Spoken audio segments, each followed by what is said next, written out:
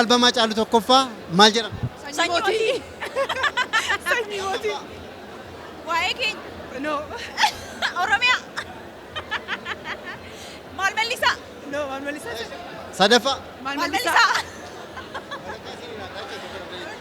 Albamni Hacaaluu tokkoffaan mata dureen isaa maal jedhama? Sanyii mootii. Sirba maalirraa ba'e?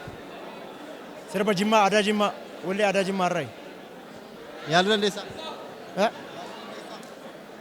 Jechuun nan danda'a.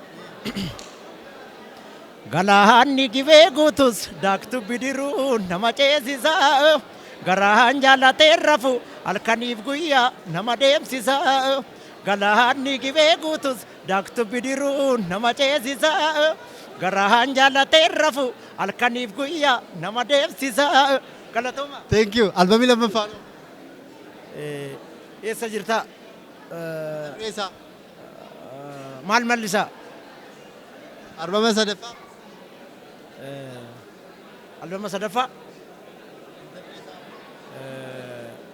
Maal Mellisaa? Lammaffaa. Lammaffaan Hacaaluun albama lammaffaani mata dureen isaa maal Mellisaa dhamati? Albamni Hacaaluu tokkoffaa irratti baay'ee jaallatamummaa argate mata dureen albamichaa maal jedhama? Sirba kamirraa fudhatame? Sanyii mootiiti sirba Jimmaati. Sanyii mootii. Sirba kamirraa fudhatame? Sanyii mootii. Sirba Jimmaarraa. Yaalta?